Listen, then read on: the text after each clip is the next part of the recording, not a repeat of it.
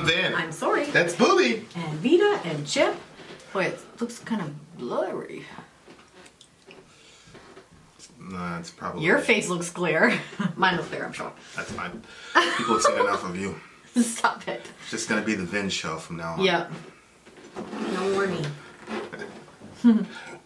All right. So this was, we have a Patreon tier where... For a local band. So this is Leah of the Village's local band. Yeah, she in this moment, is local to Leah. It's the local band. So if you've got any struggling local bands that...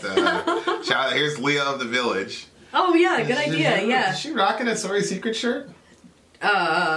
Does she have one? I don't think she does have one. It was on. I remember when she shot that video. Did she ever show us a picture? I don't know. It's Leah of the Village. Not it's just this is the picture that I think is so cute. Her eyes are all big in it. That's why I picked this one. Leah.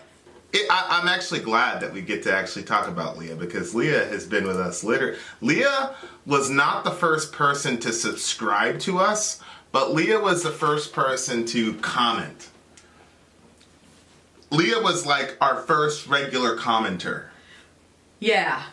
And she always took your side and all that. Yeah, I was so happy though because I was like kind of nervous because it was like a metal community and what are metal people going to be, and then it was predominantly going to be male, so then I was even more nervous. And then so Leah kept talking, and then she would, and usually like if girls will talk, they're not there to side with me. Yeah. So I was like, girls usually side with me, right? For some strange reason. Yeah.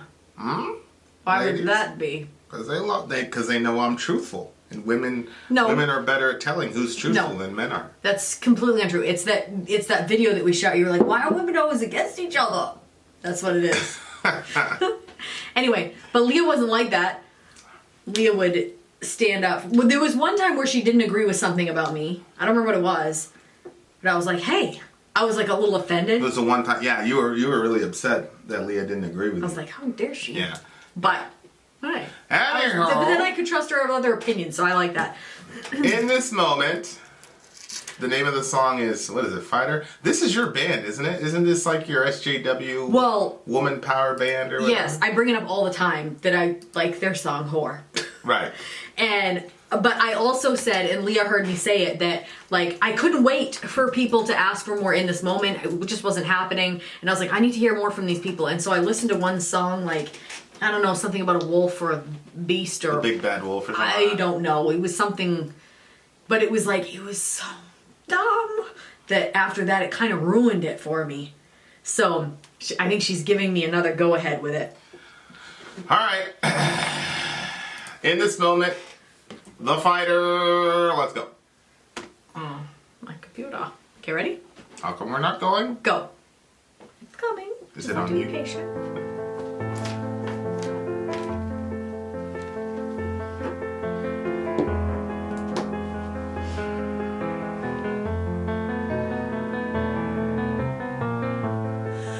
I don't need you to save me. I don't need you to cure me. I don't need you and your antidote, for I am my disease.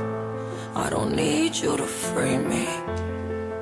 I don't need you to help me. I don't need you to lead me through the light. I will always fall and rise again. You're venomous. How and 'cause I'm a survivor. Yeah, I am a fighter.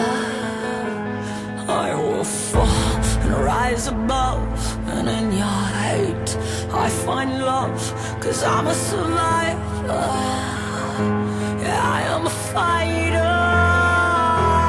I will not hide my face. I will not fall from grace. I'll walk into the fire, baby. All my life I was afraid to die. But now I come alive inside this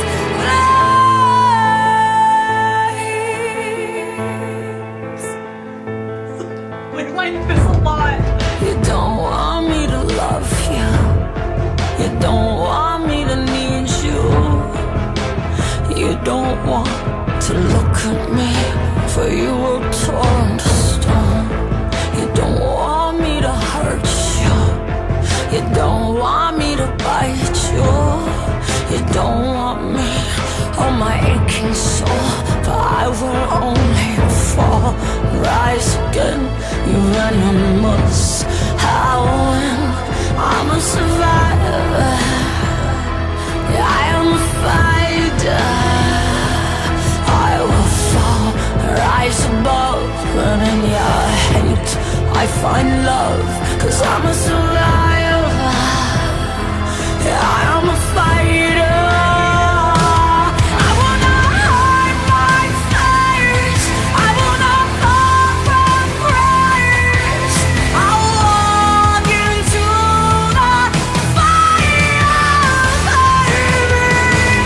All my life I was afraid to die, but now I come alive inside these flames.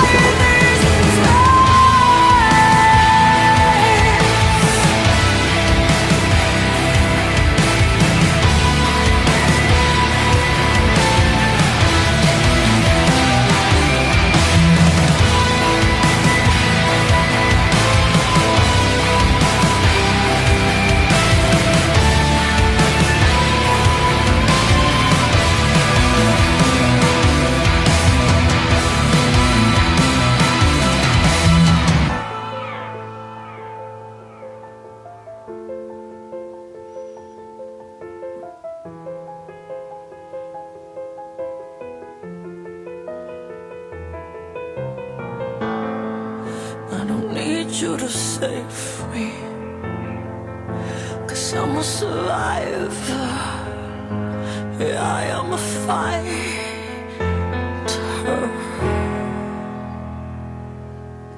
I will not hide my face, I will not fall from grace. I will walk into the fire, baby.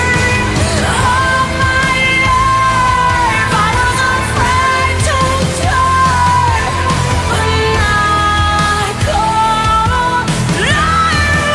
inside these, alive inside these, alive inside these fires.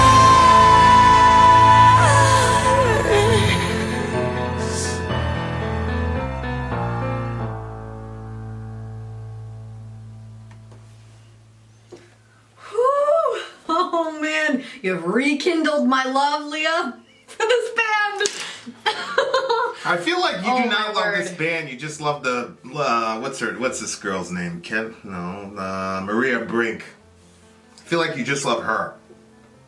Oh, probably.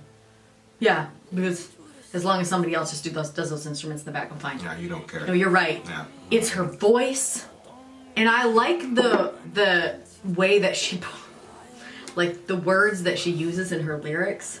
What do you mean? Like, you're venomous, heroin, coming alive inside flames. I will not hide my face. I will not fall from grace. Like, there's like some empowerment in there. There's but she says like, there was a part where she, okay, I'll walk into the fire, baby. All my life I was afraid to die, but now I come alive inside these flames. I like those types of themes where something that you've always been afraid of, you finally like go into it and you're like, you feel more alive now than you did before. Although, I mean, it does sound, but she says she's a survivor and she's a fighter. Like, she's gonna, like, she makes it through. I just love stuff like that. I've always liked songs like that.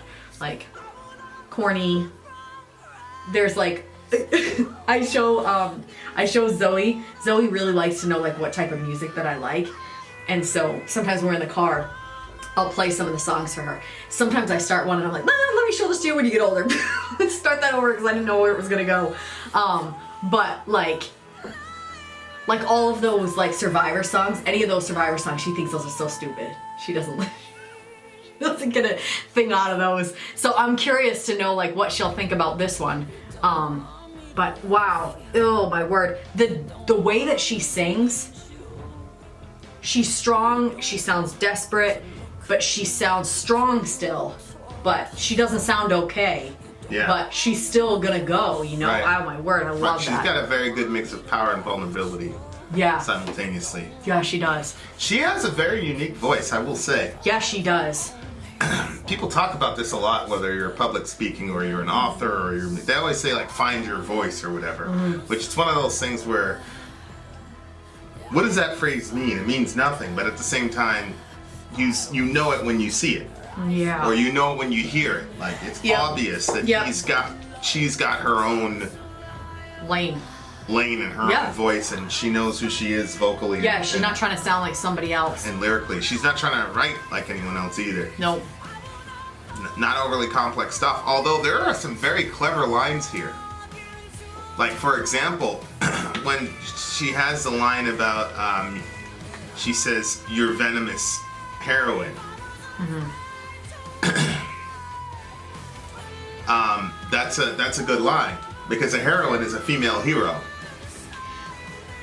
But I didn't realize that's what you were going to pull out of that. Okay. yeah, a heroine is a female hero. Yes. And so, you know, obviously a person who fights and survives, that's heroic.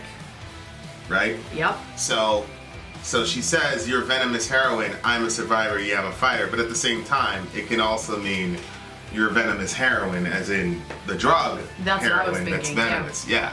So it was a very good double play there on the words, on the double entendre. You don't want me or my aching soul, for I will only fall and rise again. You're venomous hair. So in the second verse, it's talking about a relationship. But that part to me was like, she says, "You don't want me or my aching soul, for I will only fall." But then, so like, to me, that was like the conversation that she was having with him or her. I don't know what type of person she is, but with the relationship that she's in. But then I felt that "and rise again" was for herself. Yeah. When you said that, I just wanted to put that in there. Well, it goes with the theme of her being a survivor and her being a fighter and all this. Yeah, but I'm saying I don't think that she's saying "and rise again" to the person.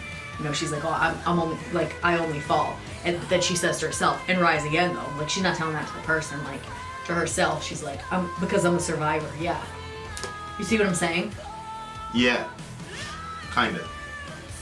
I was just still focusing on the venomous heroin thing and how that worked in the context of the second verse. Because in the second verse, she's telling somebody, "You don't really want to be with me." And then your venomous heroin thing then takes on another meaning, which is, I'll be bad for you. Yeah. So it looks to me like she's saying... Well, she says, "You don't want me to bite you." Right. It looks like she's saying, okay, so this relationship is going to be over, but I'm going to live past it or whatever, because you don't want to deal with all it takes to deal with me. Yes. You don't want this, you don't want that. She's basically Medusa. Yeah. It looks... Yeah. Go ahead. I just kind of, like, was seeing it as, like, not that she... You know, like, there's some people that are, like... They're just kind of like these, you know, like a weak-minded sort of person that, like, is always causing issues in a relationship and whatever. But then there's, like, another type of person where they're causing issues, but at the same time, you can't let that person go. Like, there's, like, an obsession that you have with that person. And then, like...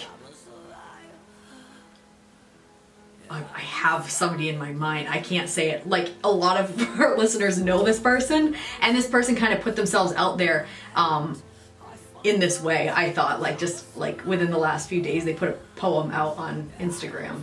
But anyway, but not the weak-minded part, but the type of person that, like, comes in and then the person is like totally like fallen for them, but then they fall away or they walk away or whatever. But that's why she says, "You're like if I was like saying it to you, like, you don't want me to hurt you," because like you kind of know, like, I'm not the type of person that you could trust, you know what I mean? You know, but she uses the words venomous heroin because that's how it is. Like, you don't want me to bite you, because like when she does, like, it's not necessarily that you're like, yeah, there's venom, but their heroin is also addictive. So like that person, I think, is like wanting her, but she's not staying in that. Right. Yeah, you could definitely see how it could be looked at that way. I looked at it like the person doesn't really, really want her. he wants a version of her, but he doesn't really want to deal with what it means to be loved by her, or to be needed by her, or to actually look at her for who she is, or deal with, because in every relationship you're gonna get hurt, you're gonna get whatever. Yeah. I think a lot of relationships start off a certain way with a certain ideal, and then when the reality gets in, that's all of a sudden when people fall out of love or whatever. Yeah. So I was looking at it that way. Well, and right over here it says, in your hate I find love.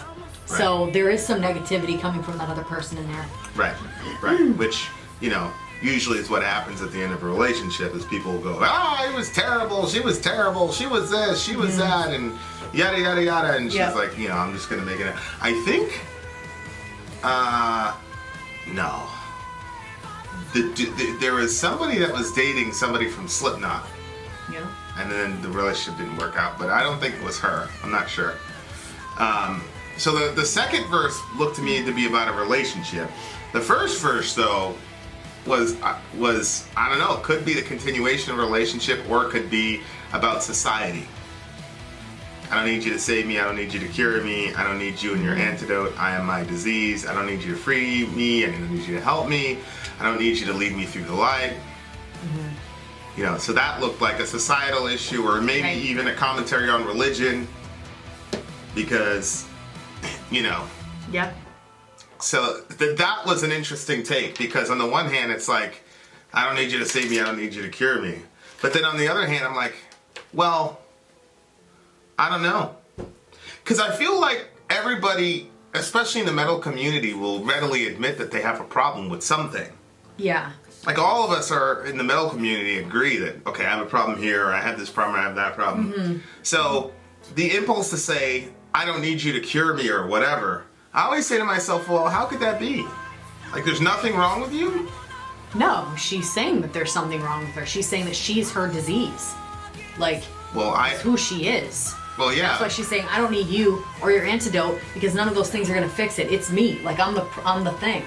Yeah, I'm looking at that as an ironic sense, of the sense of, you're trying to cure me of being who I am.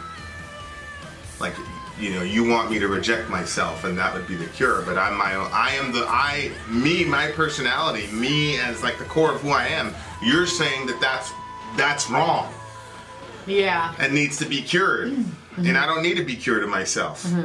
That's a prevailing attitude. But my question is always like, why does that kind of attitude go unchallenged? Well, wait a minute. What, like for example, if you were to say, hey man, you're a kleptomaniac. And if the person says, yeah, so? That's me. Well, yeah, I know that's you. But that's not good. Right. That doesn't mean it's not a problem. So the fact that it's you, I never understood that argument. I'm like, okay, it's you, great, and? Like, how does that help you? No, I think that's just people's way of saying I'm not changing. Like, that's who I am. Like, I can't change the core of who I am. Like, see, like, I'm like right down the middle on that type of discussion, because like part of me is like, you know how big I am about, being your authentic self and all that, and not changing for anybody. But see, when I say I'm not changing for anybody, what I mean is, if there are aspects to my personality that God doesn't have an opinion on. So, for example, celebrating Christmas or something like that. Well, there's no opinion on that. There's no biblical whatever. So there's nothing that tells me I need to celebrate Christmas. And as a matter of fact, there's a good argument that could be mounted. Shout out to Deacon Haka. That, was it the Hebrew gorilla or whatever his name is? Or the debate dodging gorilla? Okay, a good argument can be made not to celebrate Christmas. You know what I'm saying? So like, on things where God doesn't say something. Yep. It's be very hard for me to change that for anything, for any reason. But there's still controls where it's like, well, if I was a kleptomaniac, there would be a control that would be able to make me go, okay, this needs to change. Yeah. Okay, so like, what if at the core of who you are was a person who is hurtful to other people? Like, you just, the core of you were just a violent person. You gave people eye jammies all the time. Yeah. And a person was to say, hey, let me help you not give people eye jammies. And the person goes, I was born this way. I don't need your cure. Bang. You see what I'm saying? No, I do. I hear what you're saying. But then on the other side, it's like, but people go on the other way, and as long as people are not like them, as long as there's a way to do something different, they feel like that's a problem, or something makes you uncomfortable, or somebody makes a decision about life that makes them uncomfortable, now you want to cure them because you want to make them like you. See what I'm saying? So that's where I'm kind of like, I'm like split like right down the middle. Like part of me is like, yes, you know, because I've always been like that. People always try to change me and make me to be like other people. And I'm just not that guy. It also makes me very difficult to be in a relationship with. Not even just this. I'm just talking about anything, any type of relationship. Poor Peter. You know, he'll say something and then he'll go, I know you don't even care. Because he's right. Yeah. I don't care. Yeah. Because I don't care about him. I love him. Right, right. It's just people's opinion of me doesn't sway me about anything.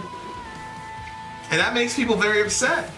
To this day, and you know, I'm not, you know. It really does. The opinions of others don't sway him. No. It's the weirdest thing. Like, I've never met anybody that's like that. Like, I've heard people say, they'll be like, anyways, they've been like coming after me and this has been happening a little bit, but I don't care. I don't care what they think of me. But you just spent like the last 15, 20 hour talking about what they did to you. Right. You're not like that. Well, see, that's the thing is like, it's not that, but see, where I always have cause to pause is I'm always like, people interpret that as me saying, I don't care about you. Yeah. No, I care about you. I just don't care about your opinion of me. That's not the same thing. Right. And Yeah, in my I know. mind, they're literally like on different, you know, galaxies. But most other people, like they're like the same way. So like it creates all these frictions in relationships. Because like, oh, there's this guy, you know. Oh yeah. I've seen it happen a bunch of times. Yeah. So. Yep. Sorry, but then I'm not sorry. That's the thing.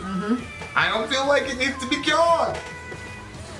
Anyway, maybe there's a different way to communicate it. But you know, Paul said that. You know, Paul said, I don't care if I'm judged by you or any other human court. I don't care. So maybe he was wrong too. I don't know. I think he and I would have got along very well. All right. I believe so too. What do you give the better not to marry? What do you give the 1 Corinthians 7? I would rather you not be dragged down with worldly concerns or whatever. How he may please his wife. He put that as a worldly concern. I feel like there's certain passages in the Bible that you would like completely delete if you could. Yeah, but believe it or not, even I think about that one sometimes. Over the years, I've thought of that. It does complicate things, you know. For sure. You know, there's no going around it. What a strange and awkward conversation. Okay. What do you give the song? Oh, it's an 11. I loved it. Don't think this is an 11. Babe, 11 it's a classic song and every generation needs to hear it. You're gonna put that at the level of Jeremy or Black? I liked it like an 11. Stuck for a law. Okay, then I'll give it a 10. No, don't give it a 10. No, you're not going to tell me what I'm going to do and what I'm not going to do. Okay, so you're going to give it a 10 then? Give it a 10. You're going to give it 11? No, I'll give it a 10. Okay, good. It's about a 7. Oh my word, I love it so much. It's a good 7 for me. I wonder what she sounds like live, if she's good live. I think she's probably very good live. It's a 7 for me. Shout out to the big homie Leia. Good for you, Leia of the Village. I think Leia was the first one to add the of the Village thing. Yeah. I wonder if I would like a lot of the same music as her. Yeah, I was telling Pony yesterday, I'm like, why don't you live in California? Because we're going to be meeting people in Cali. Oh, I know. She keeps saying, I wish I could go. I wish I could go. Freaking terrible. Terrible situation. We'll come your direction at some point. Inshallah. Yeah. I moved there. All right. Then out. Sorry out. Gone. You don't want me to love you. You don't want me to need you.